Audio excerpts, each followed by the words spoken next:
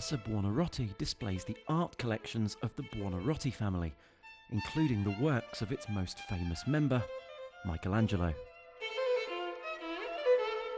It's also home to Allegory of Inclination, painted by the pioneering 17th century female artist Artemisia Gentileschi. And there's more to her than meets the eye. She wasn't always covered by a veil.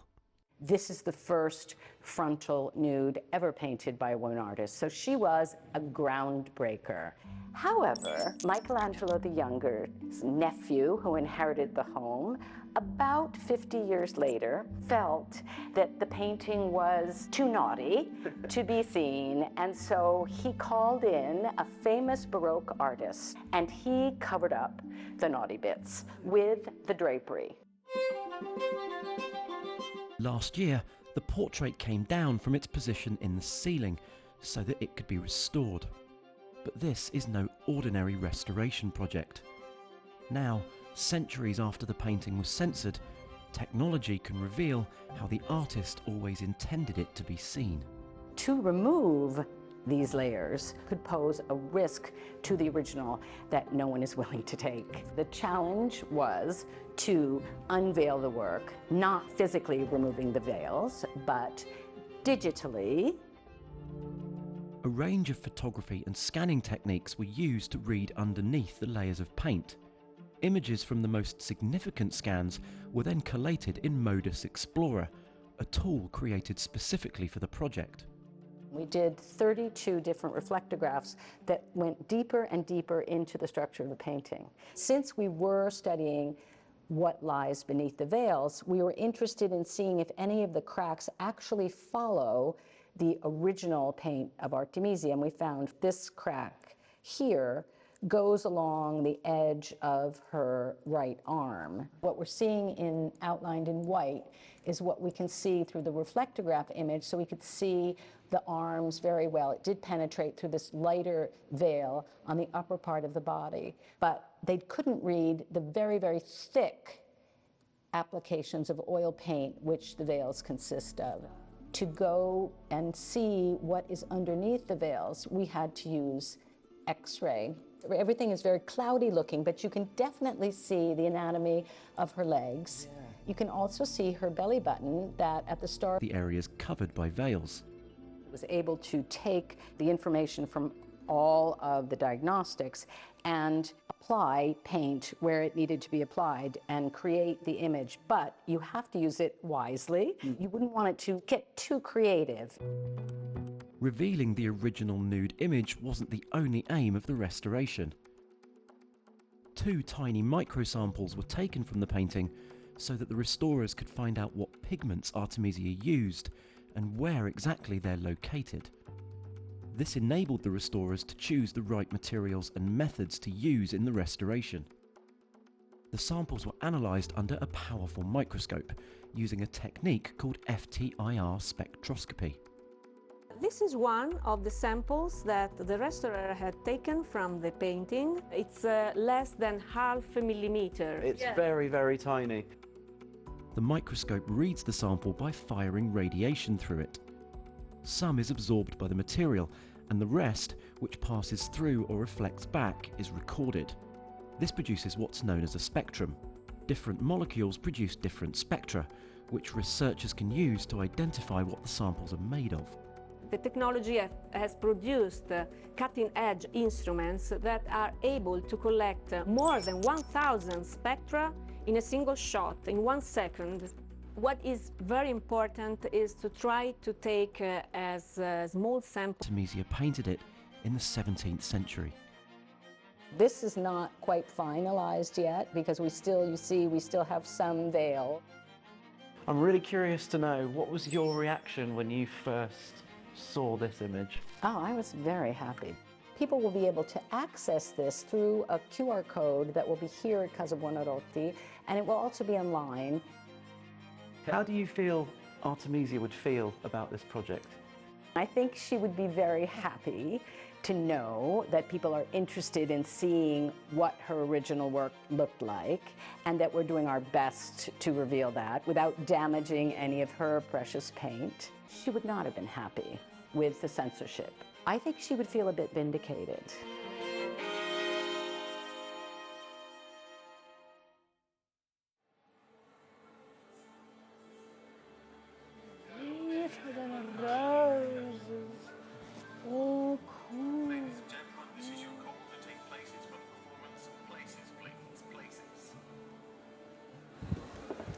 Okay, they're ready for you. Good luck. Thank you. Your heart is racing. The adrenaline is flowing. This is your moment. It's time to conquer your nerves, face the crowd, and let all that practice pay off.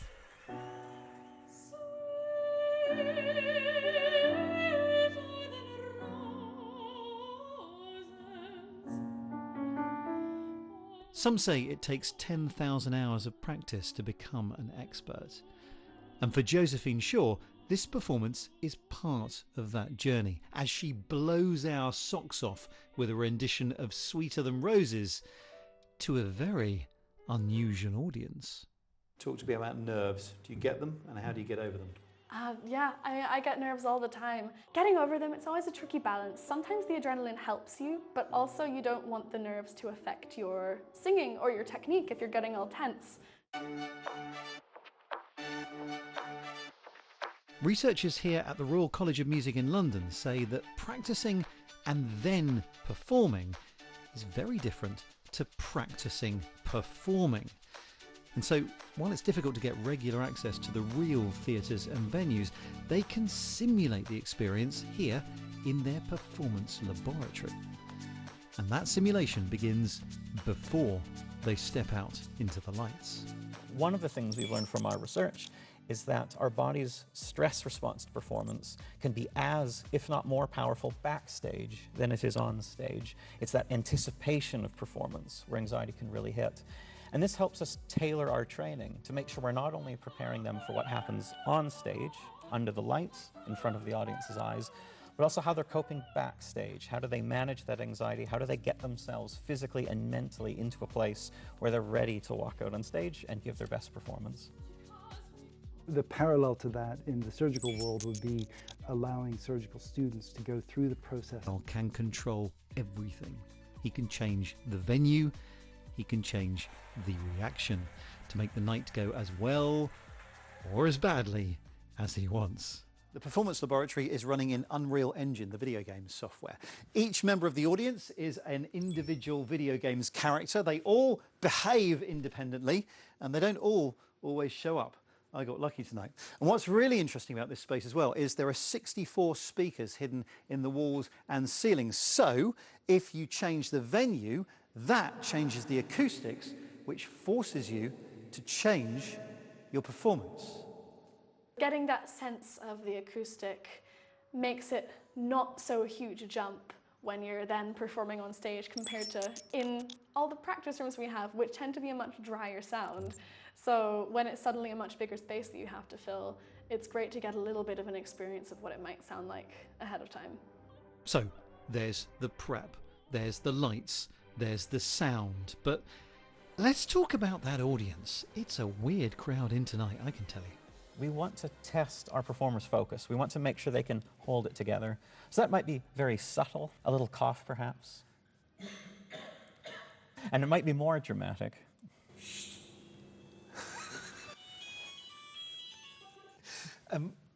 After that mistake that sets apart the professional. For many of our performers, it's not actually this full house that is the most intimidating to them.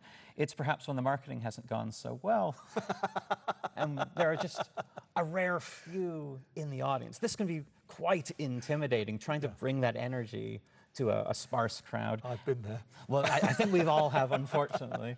But this new multi-million-pound performance lab is just part of the work the college has been undertaking to help prepare students for the real thing.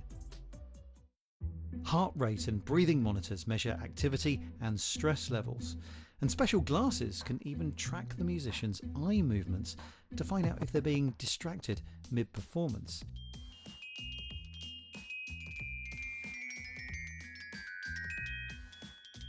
They also measure how dilated your pupils are, which can be another indicator of anxiety.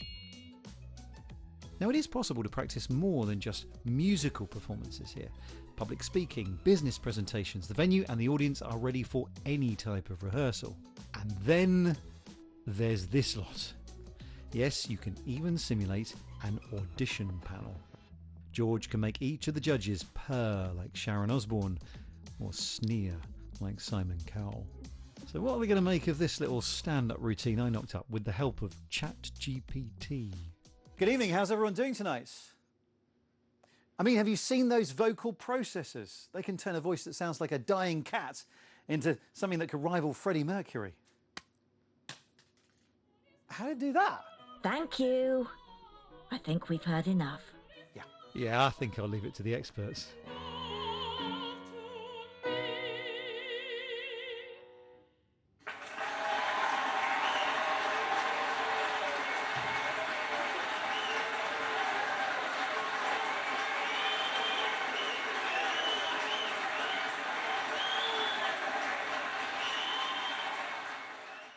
And that's it from us in the Performance Lab at the Royal College of Music in London. Hope you've enjoyed the show.